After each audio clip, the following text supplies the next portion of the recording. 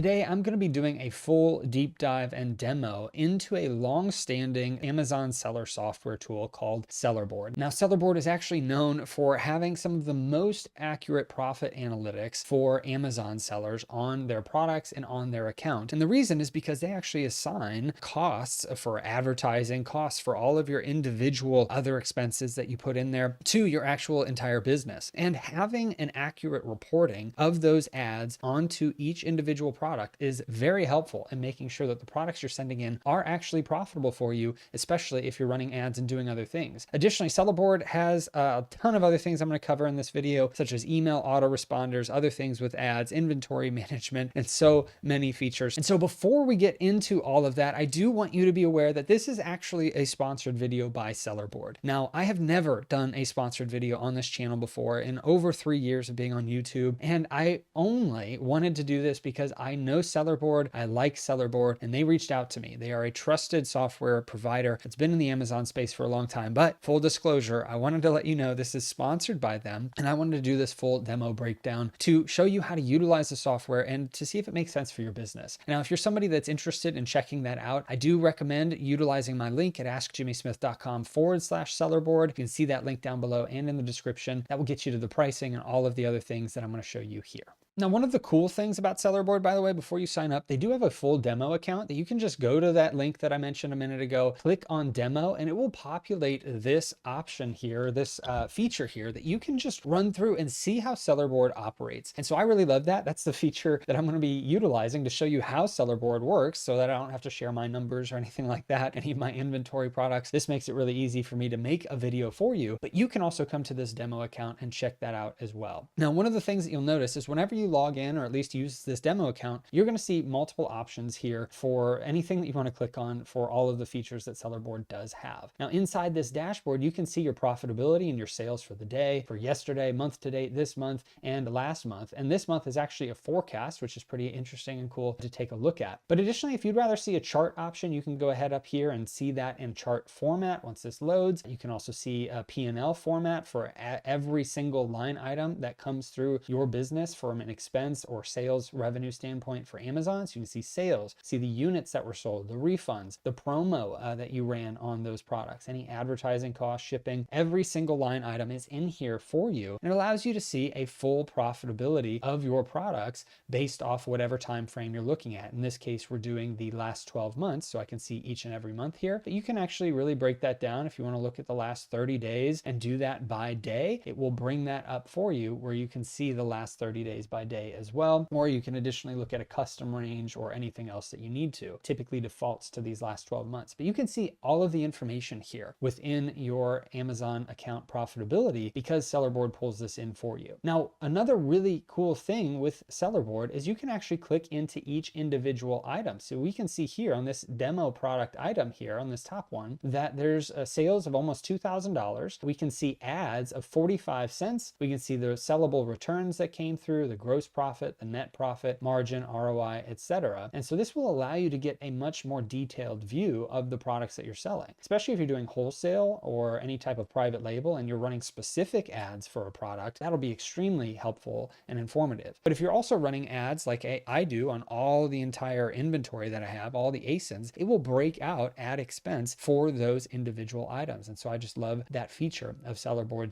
so that I can know how profitable am I based off of all of the expenses that come out and all of the sales that come through, minus all of the ads and everything else that I do. Now, if we click on more info here, we can see that full breakdown for this one individual product. We can see the sales, see the units, any promo sales here, as well as the advertising costs. And if we want, we can look at if it's sponsored products or brand videos, display brands, etc. And we can also continue down and look at all of the other expenses and things that come out of it. Here's your real advertising cost of sale there. Here's your percentage on refunds. Here's your sellable returns, margin, ROI, etc. And so this is a huge help to be able to see the full profitability analytics on your items. Now, that's just one of the features. Now, Sellerboard started as a profitability analytics tool years ago. I remember when they came out and people were really excited about Sellerboard because of how detailed they got the profitability side of this business. But they also have some really cool things that you can do in terms of inventory planning and purchase orders, FBA shipments, and managing your suppliers, auto responding, getting refunds and reimbursements. Now, before I get to some of their other cool features in terms of inventory planning and purchase orders, FBA shipments, email autoresponders, getting money back from Amazon, and all of those other features inside of Sellerboard, I do want to drill down a little bit further into some of the profitability metrics and tools that you have at your disposal, at your use within Sellerboard. So if you want to see all of your products, that's pretty obvious. You just click into profit and then products here, and you can see those individually. But you can also see the cost of goods sold. You can tag items. So let's say you wanted to tag them by specific for FBA, if it was a gift item, if it's a Q4 item, something that you want to sell during Christmas, that kind of a thing. You can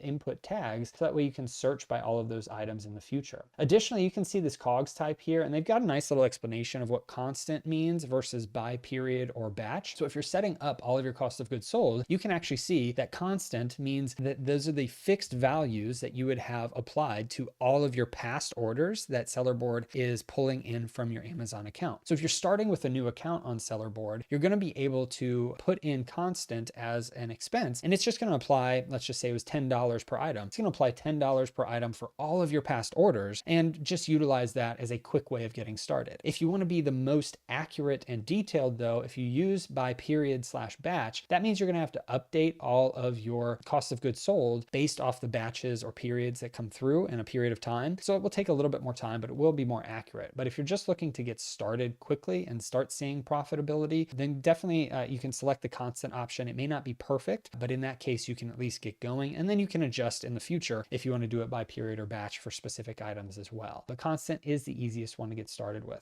Now you can also input any FBM shipping cost. This is the value of unsellable returns over here, which they actually explain what that metric is. Ultimately, it defaults to 0. And so sometimes sellers can actually refurbish those damaged returns or get reimbursed by their suppliers according to the label here with Sellerboard. And so I don't personally use this much, but this would be something that you could utilize if you know you can get reimbursed by a supplier, or if you'll be able to get some money back for that. And then you can also see the profit per unit on each individual item over here as well. Now the next section on the profitability section here is expenses, and you can enter in all of your off Amazon expenses that you have. So for instance, in this first example that they have in this demo account, they have Adobe Cloud as a monthly expense that comes through for office expense. They have their internet and telephone listed on here, and it applies to all marketplaces. It doesn't apply to any specific product here, and you can see the expense or the amount there. So that's going to be taken out of your profit and loss, the total profit and loss, but it will not be applied to specific products. But what's really cool is you can actually apply certain expenses to specific products, as we can see here, so that way the profitability is accurate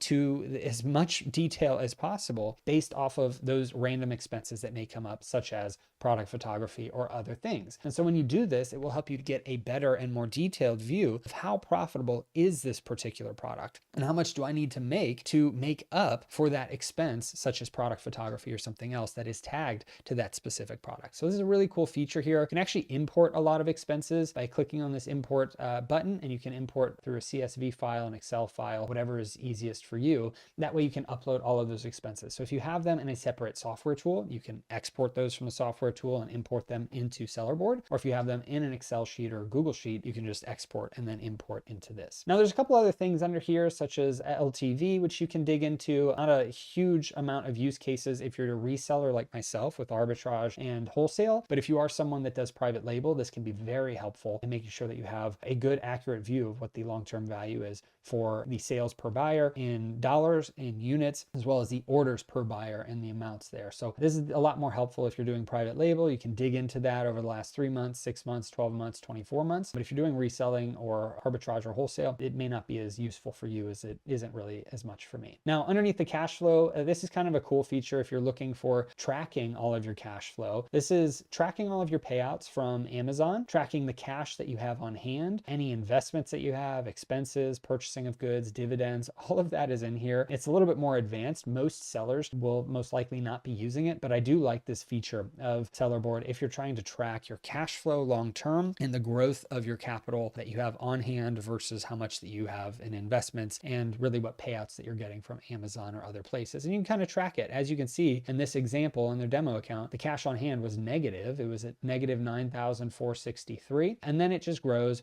because because of the difference from the payouts that they were getting on the Amazon account there. And you can see the payouts continuing to go up, and then there's some other things that are going up each and every time as well. Personally, I doubt that this is going to be the typical trajectory of everyone in an Amazon business. I assume you'll probably start here, or maybe a little bit up here if you're starting with extra capital. You'll go up a little bit, and then you'll drop down, and you'll go up, and then you'll drop down, and hopefully over time you'll end up in this much higher spot. It won't be as nice and clean a lot of times for sellers, but this is a cool thing that you can track, and you can see all of the different expenses per week for different categories, etc., in here that you can ultimately use to track this information. You can also configure it over here if you want to see all the different things. I believe my video is in the way, but this is where you can see the configuration for the different things that you want tracked on this graph as well. Now, after this, there are reports that you can also download. All of these things, you may have seen it for the most part, have import and export down at the bottom. So you can export a lot of these pages to drill deeper into the data, but you can also use these reports here to see dashboard by day, month, by product, orders, etc. And this is hugely helpful if you really want to have it in a spreadsheet format or want to manipulate it in some way to take a look at specific details. Now, that would cover all of the profit side. Now, as I mentioned, Sellerboard actually markets itself as the accurate profit analytics for Amazon sellers. They also have tools for Shopify and eBay sellers, which we can get into a little bit here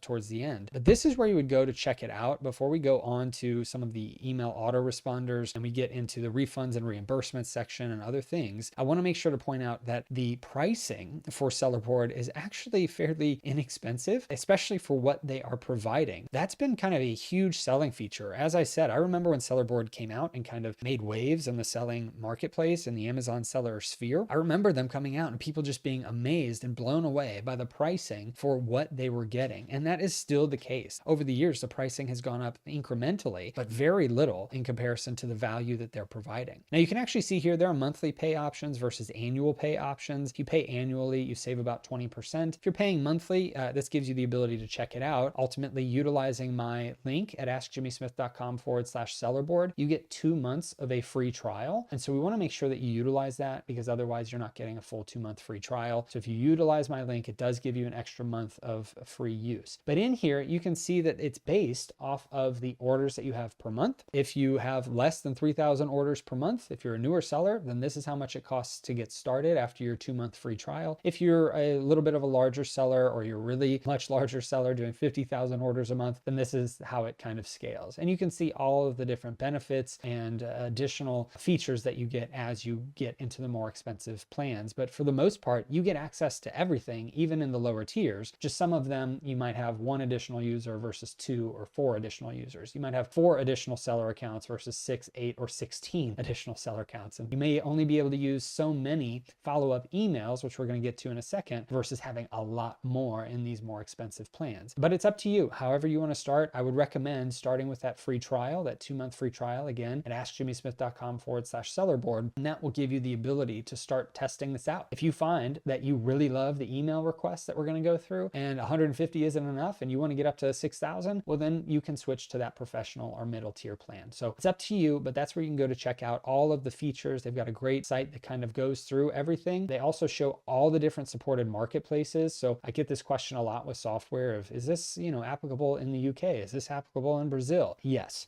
So Sellerboard is applicable pretty much everywhere. And so you can utilize this very heavily if you're selling in multiple marketplaces, or if you're selling, for me, internationally, depending on where you're at. It may be your own native land. But ultimately, this is a great place to go and just check out all of the features, and you can take a look at the demo here. Now, let's get back into this, because obviously there's some PPC reports. Now, because I'm not heavy into pay-per-click, I'm not going to go through a ton of these, but you can see the dashboard. You can actually have some automations set up with Sellerboard to do certain things within your ads management. Again, I just run ASIN ads over my entire inventory at 5 cents a piece, and I just let Amazon run those. And so it's really nice for me, and we see a huge amount of sales from that. And I've done videos for how to set that up. But if you're doing specific PPC campaigns, this is where the PPC dashboard can be very helpful. But you can also see things whenever a campaign is not doing so well. If your advertising cost of sale here is really high, right? Maybe you run a specific search term and you see that it's costing you 1,627% to actually make any money, then I would turn this off, right?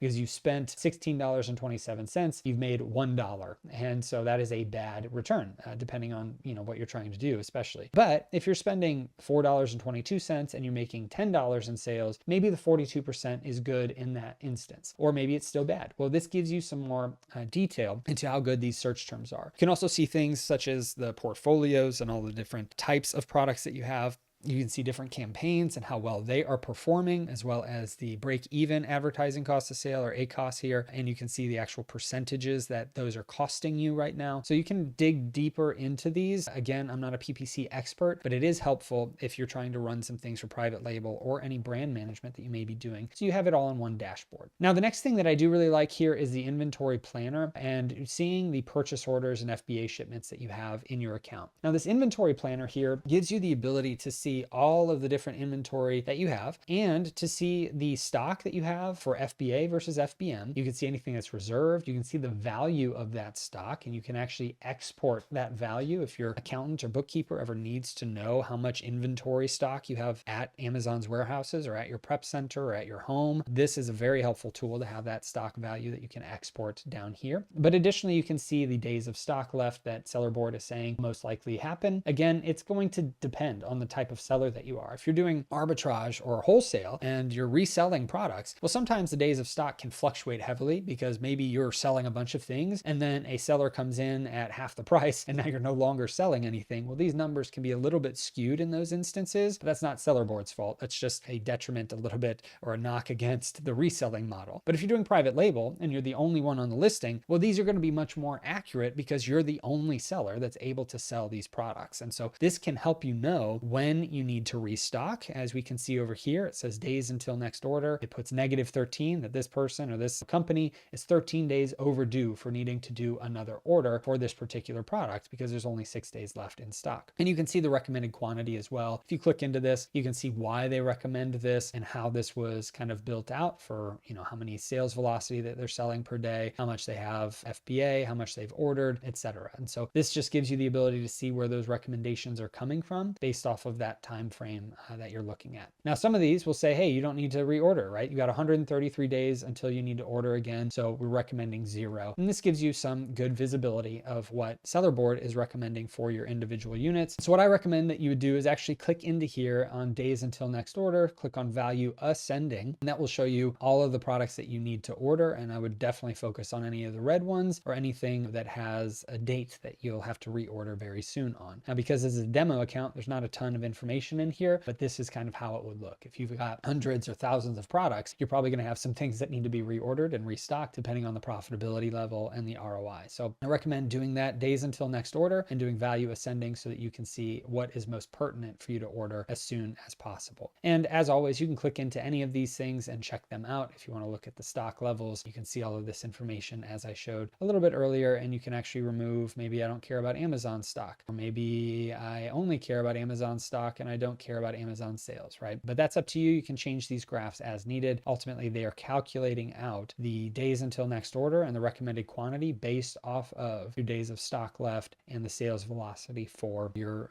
products that you're selling. Additionally, you can see all of the FBA plus FBM stock levels. You can see prep stock levels, ordered, total, and you can change all of this up here if you'd like to see FBA, FBM, or anything else. Now, the next thing underneath inventory here that I recommend looking at is purchase orders. And this is really cool because you, as an arbitrage seller or a wholesale seller or a private label seller, can use this in different ways. Now, you can create a purchase order. And whenever you click on to create a purchase order, you can actually put in maybe the order number. If you're due, let's say you place an order from Walmart, you would put in the order number here. You would put an estimated arrival date whenever you believe that arbitrage order is supposed to show up. And then you would put it into draft status or ordered status. Now, if you put it into ordered status, that means it's on its way. Or at least that means you've placed the order. Once it goes to shipped, you can come in or have a virtual assistant come in and mark it as shipped. And then once you're done and it's been received, you can mark it as closed. But you can add all this information into here and tag it to the products that you are ordering. So that way it'll start tracking it within your dashboard, your profitability metrics, etc. And within that order, especially if you're doing wholesale or you're doing any kind of private label, the transportation costs are going to be even more valuable to have because maybe you have to pay for shipping container load over to the United States, or maybe you've got a truckload with a couple pallets that you have to pay for that shipping. And so you'll have products that are entered into here with the actual product prices, but you'll also be able to enter in the transportation costs if there are any. Now, FBA shipments, this can be tied to FBA shipments in your Amazon seller account. And you can also upload any invoices or receipts to the particular purchase order. And this will allow you to come back to it if you ever need it in the future. And any other attachments, maybe a bill of lading, if you're doing some sort of shipping or something else, this is where you can upload that information. And so this is a really easy way to add that purchase order. And if we come back to the purchase order examples here, we can actually see this one right here, for instance. So if I were to click into this, it says it's shipped right up there. It's been shipped. And so we can change the status if we wanted to. I could change it to close, or I could just simply click this button on close and it will change it to that for me. It's got the it's got the supplier that we purchased this from and all of that information and what marketplace we're trying to sell it on, because maybe we placed an order to sell on Amazon.ca, or maybe it was for eBay or something else. And so we can see all of this information as well as the tracking number if we wanted to put that in there. Now here's where you can see all the units ordered, the units per box, the boxes that were ordered, box dimensions, all of this information to make checking in of the products much easier for you, to make sure that you are getting what you ordered. And then also the transportation costs, if there were any in this case, FBA shipments, and then any attachments there. So pretty simple to use and a great way to start tracking purchase orders, whether you're doing arbitrage products or you're doing wholesale or private label. And then FBA shipments, you can actually see all of the FBA shipment information. It pulls that over, lets you know how many units were received, what status it is in, when it was last updated, what purchase orders this is tied to, which again, very helpful to make sure that you know what happened for specific purchase orders. Let's say you have the invoices from your purchase order attached into that purchase order and Amazon loses a bunch of inventory and they ask for invoices. Well, you can just simply look up the shipment where they lost inventory. You could click into your purchase order at that point, and then once that loads, if you had attached this purchase order, you could then download that information and submit it to Amazon to get reimbursed. And so it's a pretty nice software tool to be able to track those things for all of your FBA shipments, all of your purchase orders. And you can even add some comments and any actions here. You could create a purchase order if you didn't do that. There's some warnings as well. I think right here for this 8%, you can see what was received, 5% all the way through, 25% of this one. So yeah, they do have those warnings and everything for you, essentially saying, hey, Amazon has not checked this in yet, or has not checked in all of the inventory. This is currently closed. That's a problem. So that's why there's a warning there for you. Now, if we wanted to go and click on hide warning, it should, if this wasn't a demo account, it would hide the warning for us. And we would just essentially say, okay, that was completed and I don't need to worry about it anymore. So that is how that works. Within these FBA shipments, you can tie them to purchase orders. You can have the purchase orders with your invoices, receipts, etc. So that way you can have a nice process if you ever needed to refer back to them. Now, additionally, another really cool feature is the email autoresponder here. You can actually go to different campaigns and see kind of how the demo account has this set up. So this is set up on all the products. This is a review request campaign. If I were to click into this particular review request campaign, we can see that it's active. We can see when it started. We can say send to new and repeat customers, or we could do only new or only repeat customers. So you can really customize this. You can even exclude certain orders and what marketplace this applies to and what countries. Now here is the sender email. You could always have it send from whatever email that you wanted it to be sent from. And then again, you can apply the campaign to all the products, to selected, or to all products except certain ones. And then here's kind of the template that they have here for just some custom email template here. This could be like an Amazon standard review feedback solicitation template that you could utilize as well. This is essentially what that would look like. But if you decided to use the custom email text, then you can see this, click into it, and see kind of what they have here for the example in the demo account for the email subject, the message type, and the template name, etc., and have some links in there. Now, they do link out to prohibited seller activities and actions because there are rules around requesting reviews. You have to be very careful and to do it in the exact right way. And so you can actually tag this however you want and make sure that the email is accurate based off what Amazon requires for sending out any kind of emails asking for reviews. That's why I do like that they've got the Amazon standard review and feedback solicitation template. You could utilize this and then you tell them when to send it. 5 days after the delivery date, you can change it to more or less. I guess you can change it to more days, not less days. And then you can also exclude any refunded orders. So that's really helpful. So that way they're not sending out a review request to somebody that refunded one of those products. It can be really helpful if you wanted to utilize that or even set up your own emails. And especially if you're doing private label, very helpful if you want to get private label reviews on your private label products. If you're a seller and you want them to rate you as a seller, that will be a part of this, but more than likely likely this standard template is going to drive more reviews to a product. And so it's kind of up to you and your business model here. But if you're trying to get more seller reviews, this can also be very helpful for you. Now, you can also set up specific products as well, not just the campaign on everything. You could set up certain products that you wanted to have a campaign tagged to, especially, again, private label or any kind of wholesale products. If you're launching a new branded bundle or launching a new product on Amazon, this can help you up your reviews for those products. And so it's up to you how you'd want to set them up. Now, here's the next really cool feature that I really want to go through, which is money back. Now, Amazon has recently made a lot of changes on how they reimburse products. And they used to allow 6 months of time, and I think even up to 18 months that you could go back on, and they changed it to 2 months. They also are automating some more reimbursements through Amazon Seller Central, but everybody has different opinions on that. And I've covered that on my channel a few times. But what Sellerboard does, it allows you to see any estimated reimbursement amounts, and it gives you information where you can download certain reports for lost and damaged inventory. You can then contact seller support, and it gives you the steps for that and how to do it. And it also gives you a template that you can use for submitting those cases to Amazon to request reimbursements for those things. So it's a pretty step-by-step process. I really love this feature. Again, it's a little bit more manual. It doesn't just take care of it for you. If you're someone with a virtual assistant, just assign a virtual assistant to go through these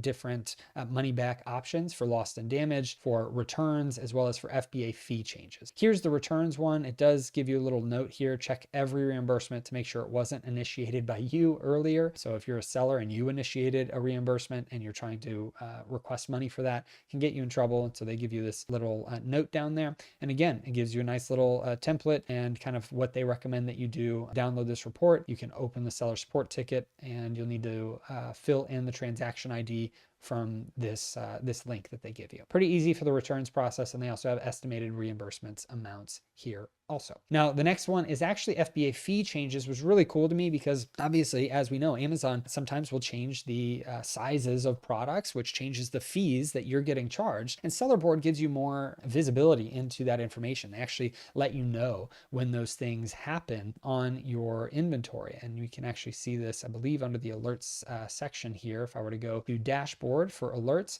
I want to show you this before I get into the actual reimbursement side. But we can see, okay, this ASIN lost its parent. So it used to be in a variation, the parent is now gone, and so this was a change. Or the width on this product changed from this, and the length changed to this, and so that's going to change the fees. This is a major priority, right? We can see here the width changed from this to this, and the length changed from this to this. Those types of things can change your fees and change the way that you're getting charged on Amazon, and other issues can come up from that as well. Now, buy box lost most likely should be taken care of by your repricer, not as much by this, but ultimately we care about what are the fees that are changing. So this FBA fee changed from $3 to $266. This one changed from $282 to $239. That's great. Glad they went down. But ultimately, if they're going up, that's when you need to really reach out and resolve these things. This is the resolved section, by the way. If we go up here, we can see whenever they're resolved, you can just select that box and make sure that a virtual assistant or yourself are keeping up with this, maybe once a week, once a month at most, or once a day, depending on how much activity you have in your account. This is a huge, huge aspect of your profitability. But if you see these changes, then that's where going to the FBA fee changes is going to be very helpful, because then you can see up here, this is how this works. It shows ASINs and examples of orders for which FBA fees were changed. You can download this report based off of a certain period, and then you can contact seller support, and here's a sample template for you to utilize to try to get the FBA fees changed and reimbursed to you. And typically what they're going to do is they're going to have to check and remeasure the products. So you will need to typically have inventory in your account for that. If you don't have inventory in your account, they may not do it. Sometimes they may pull another product, but I've never really seen them do that often. So if you've got it in your account, then you can have them remeasure it, and then they can also reimburse anything where the inaccurate fee was applied. And so huge help in making sure you're making more